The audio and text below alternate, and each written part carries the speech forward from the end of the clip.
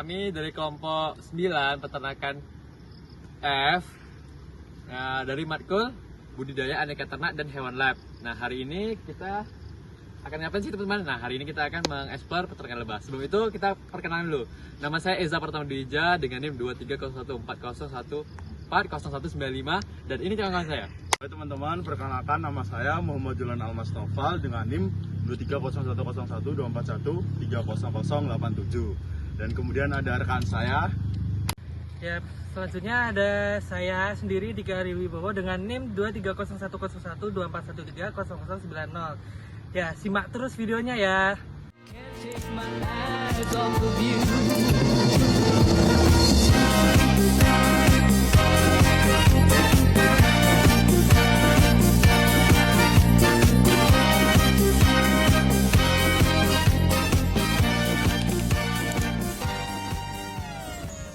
Oke guys, jadi kita sekarang sudah berada di CVB Alaska yang terletak di Ungaran ya. Jadi untuk di peternakan lebah CVB Alaska ini memiliki sekitar kurang lebih ada 2000 koloni ya. Tapi menurut info 2000 koloni ini hanya untuk di Pulau Jawa.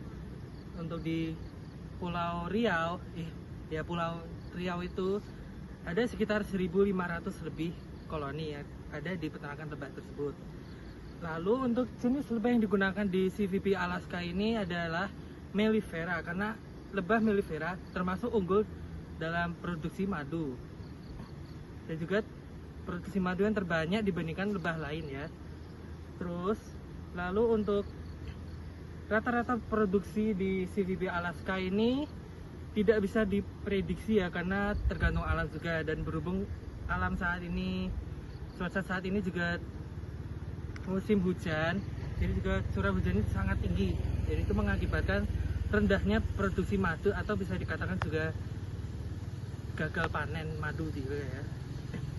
Lalu untuk jenis produksi madu di CVB Alaska ini meliputi madu itu sendiri, royal jelly, bee pollen, propolis, dan juga semua produksi itu termasuk laku ya.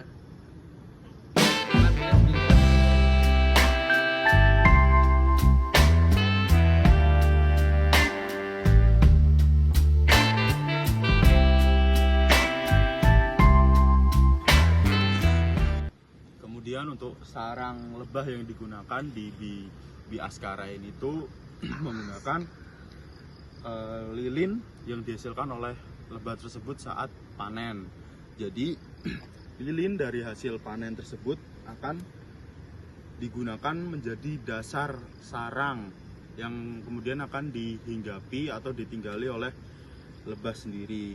Dari lilin tersebut akan disempurnakan oleh lebah sehingga dapat ditinggali oleh lebah dan menghasilkan banyak madu sehingga dapat dipanen.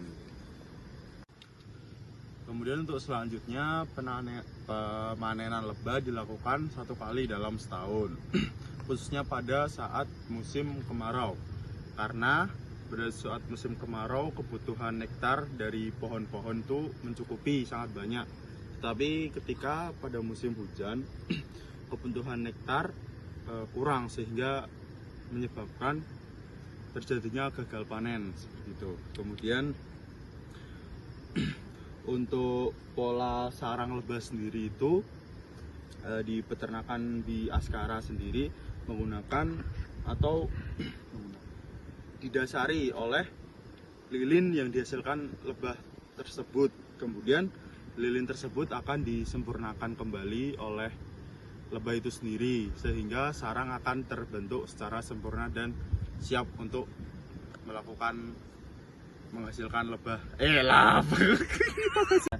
Selain ada penyakit yang terjadi pada lebah madu. Nah, penyakit pada lebah madu sendiri ini umumnya menyerang pada fase larva, terutama disebabkan oleh kutu atau tungau. Nah, pengendalian penyakit sendiri dilakukan dengan beberapa cara, yaitu antara lain penyemprotan, sistem poles menggunakan strip bambu, dan pengasapan menggunakan belerang.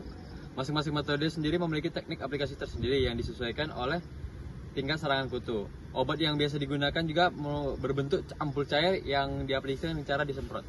Cerit-cerit.